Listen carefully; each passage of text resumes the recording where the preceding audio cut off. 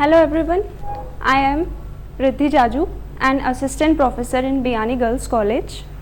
Today, let us discuss on the topic of motivation, that is Maslow's need hierarchy theory. As we know that motivation is a word which is derived from the Latin word movere, which means to move or to go ahead. Motivation is quite synonymous, or it is quite similar to the word inspire or inspiration.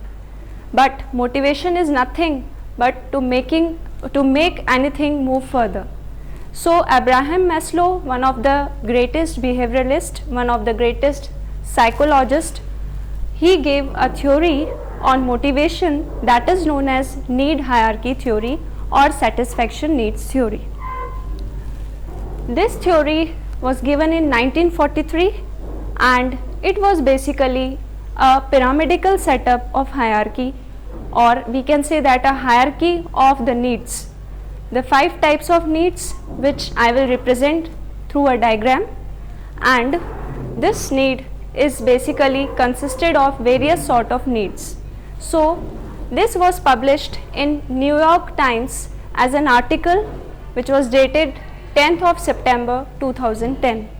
So let us analyze and understand what this theory was, how is it beneficial for the students of public administration, and how this theory is relevant in the modern time. See, this is a pyramid of needs, and this pyramid is consisted of 5 steps. The first one is the physiological need, which is nothing but the need related to the physical requirements. The first is food, clothing, shelter. Like these physical needs which are very necessary and which must be fulfilled by an individual in order to move further to the second category. So physiological need is nothing but the fulfillment of physical needs by an individual. The second category is safety needs.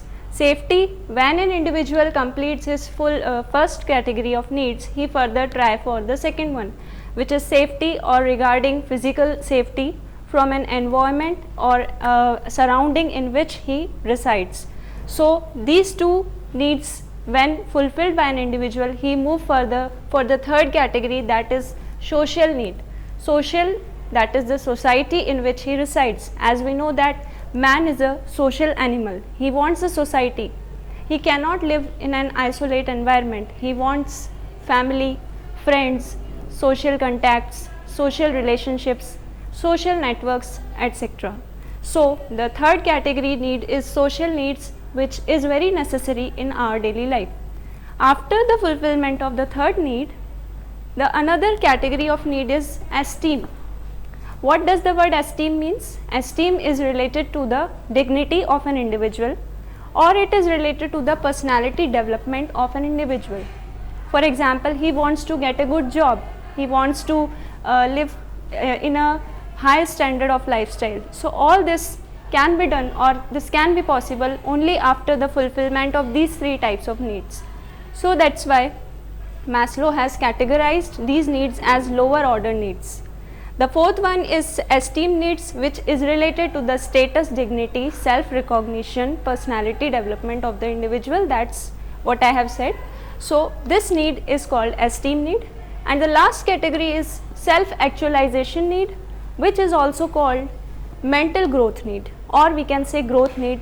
It is the apex of all these needs. After fulfillment of these 4 categories, the human being is in a position of self-satisfaction or self-actualization. He is at the complete climax of this model. So these 2 needs are of higher order needs, and last the 3 one are of lower order needs. So this is completely about the need hierarchy theory as given by Maslow in 1943. Still, many critics have criticized.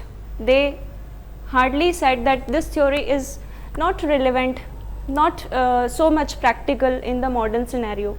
For example, one of the scholars like Vabha and Birdwell, especially the critics of Maslow's theory, said that the theory of self-actualization is completely vague. It's not necessary that any individual is going to complete or going to achieve this goal. Someone can stop here only. And another thing is that it is not necessary to follow the same channel or the hierarchy of the need. Anyone can jump at any level of this theory. Anyone can fulfill first of all social need if his requirement is more prior in comparison to physiological need. So I want to convey that the theory is very interesting to understand, but it's not true in the modern time. Still, being a student of public administration or being a scholar of public administration, this theory is very important in the scene of motivation. Thank you for listening me. Thank you so much.